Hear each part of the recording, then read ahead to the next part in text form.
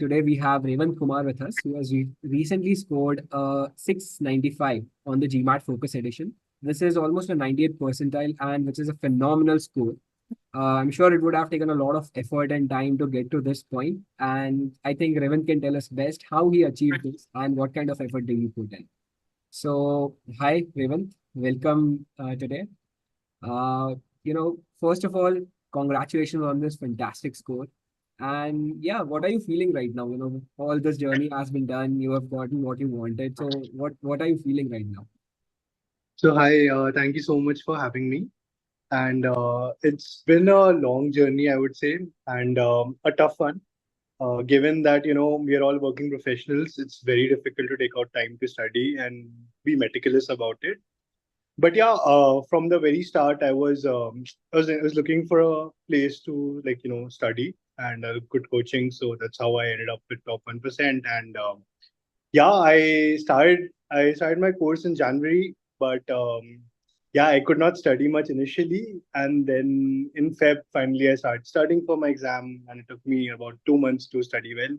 And yeah, it's a big boulder off my shoulder now. I feel very comfortable that I have a decent score and a good chance of getting into the MBA that I want to. So yeah, that's how it is.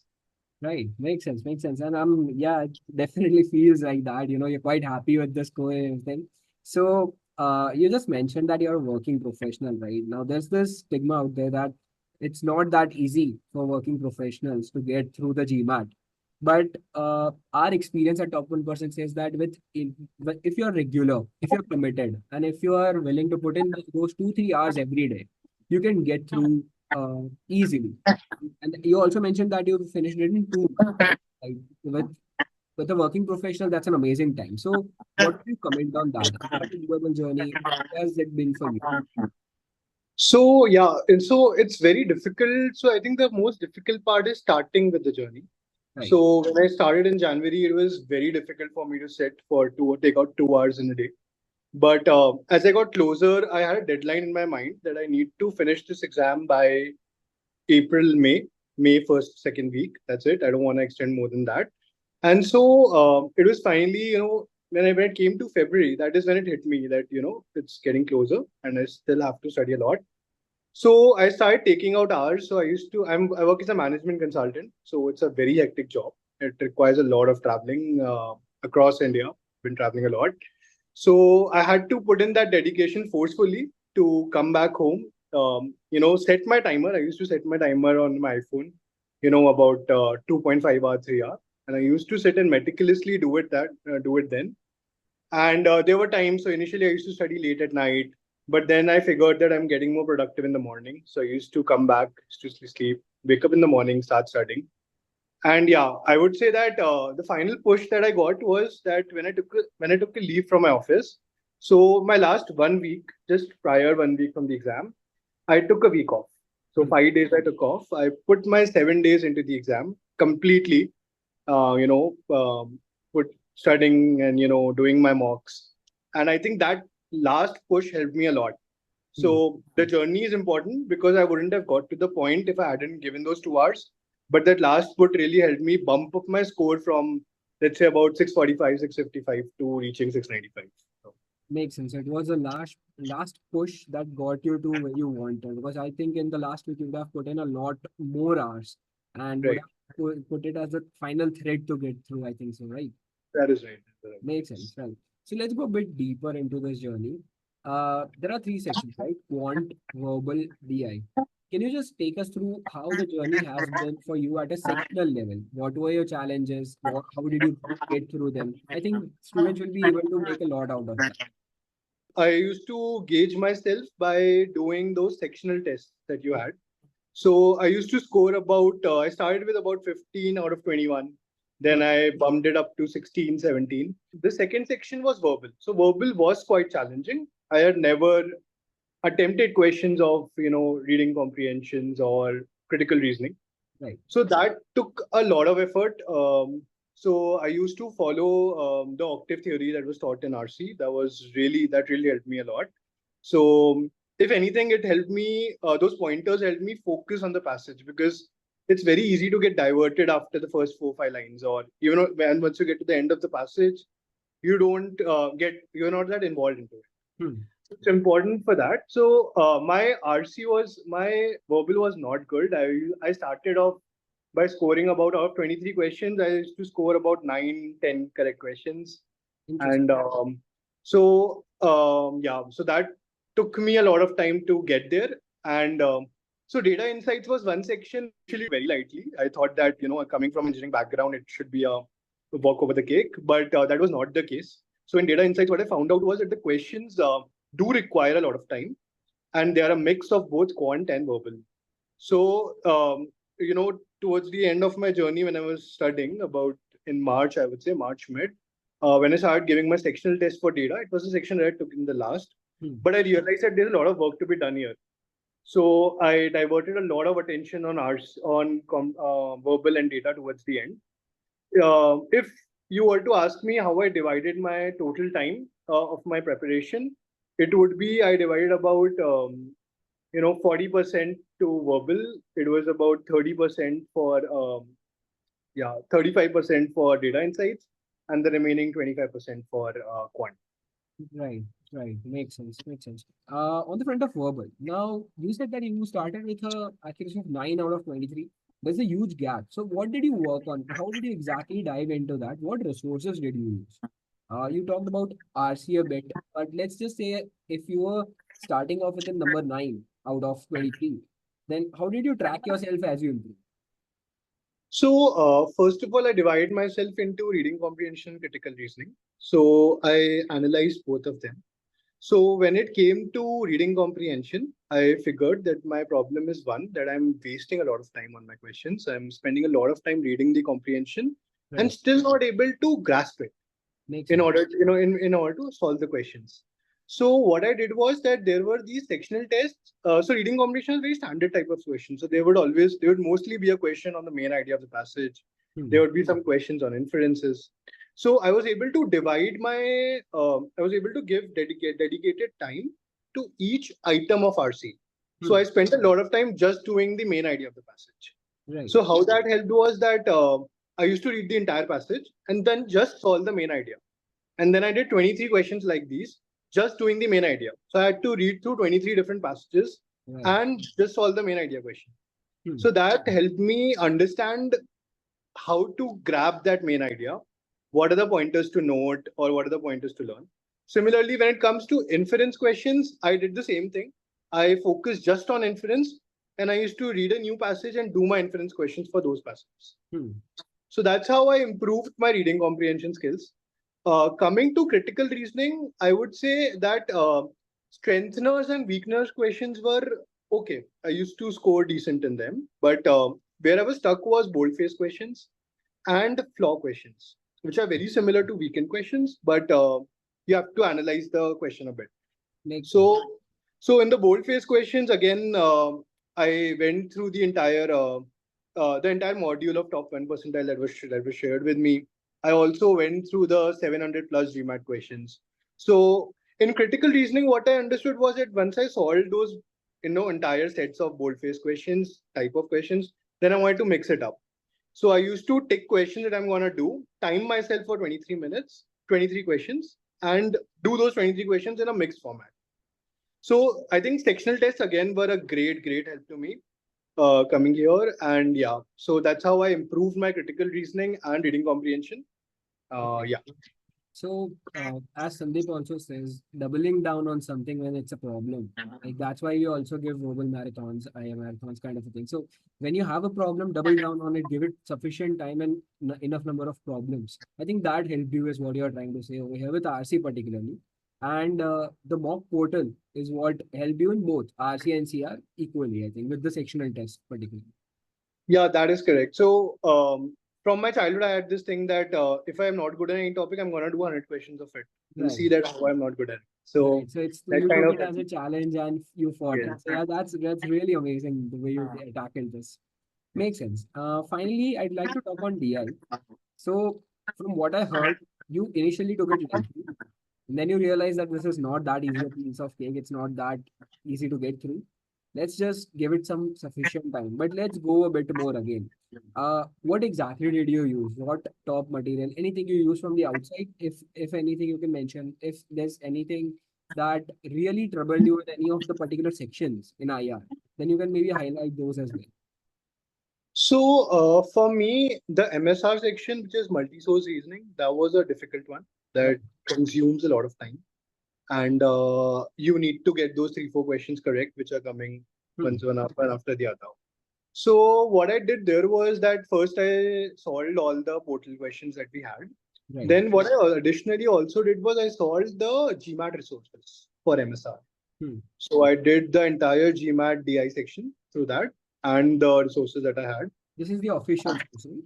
the The official. right, right, right.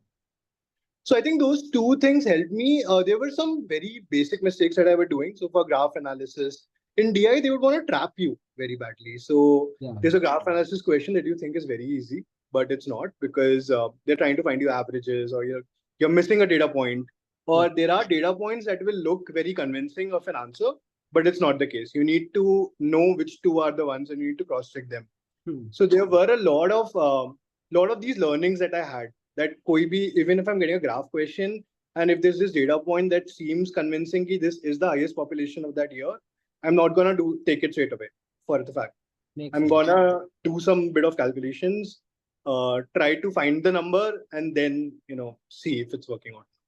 Hmm. So I think DI trapped me a lot at many times. Right. So across all of this, was top material enough? Did you have to refer to anything external or anything that other than the official ones, obviously? So is there anything that you worked out on? So no, because I had very limited time with me, and it was very difficult if I had to explore other places. Yeah. So I kind of stick to my subjects. I was like, I'm gonna do this much. I'm gonna give my exam.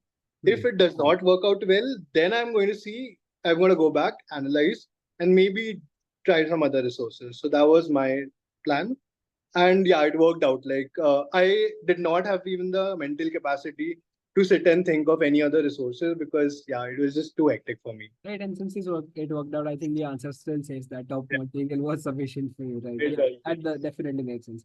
Now coming to the highlight bit, and I'm quite excited to talk about this because you have been talking about it since the start of the our interview itself, right? So top mocks, right?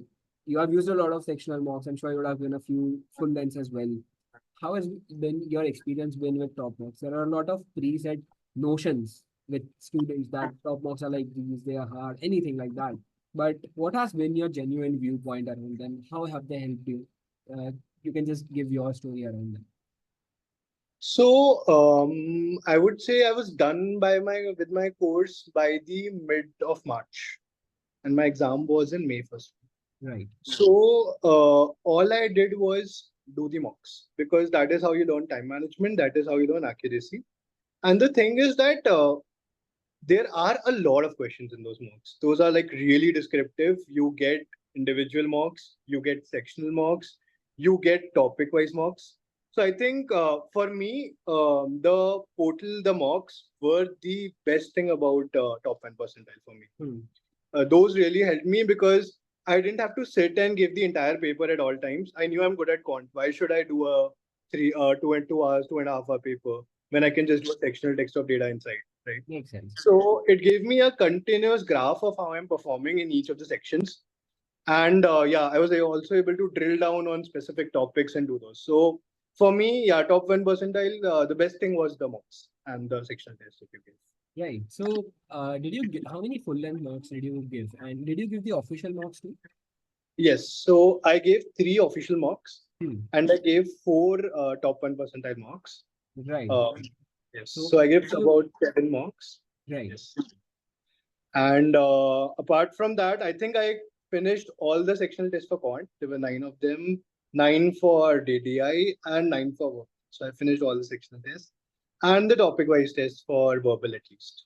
Finished Makes all. sense. So you made a whole like I think you made complete use of the mock portal across all the kinds of Definitely, yes. features that we provide. So even if what I understand is even if the mocks were a bit tougher, or let's say were provided with a good mix of traps, for you to get through, you were still very much, you could make use of it, you could learn a lot from it, and maybe you could also, boost during that last 1 week. How many mocks did you give? Because you said that that was your final push, right? So how many mocks did you give? How did mocks help you over there? So this is very contrary to traditional theory. What I have learned online is don't give your mock in the last week. It's a big no-no. Right. You just give your mock 1 week before and chill out. But for Right. me, that was a time when I had to study, right? Yeah. So I gave my mocks alternate days. So I started Monday, then I gave Wednesday, then I gave Friday. Tuesday was my paper, so I gave it one on Sunday. Hmm. And yeah, then I think Monday I did not give a mock, and Tuesday I went for my paper. Yeah. So yeah, I mean, you don't need to worry if your score is not there because my first top 1 percentile mock was 545, Hmm. which is not very good, and it was disappointing. But so in my back of my head, I also gave a GMAT mock in my Right. first attempt, and I scored about 645 around that. Right. So I was in the impression that okay, the mocks are tougher, but I think these tough mocks are gonna prepare me for a paper.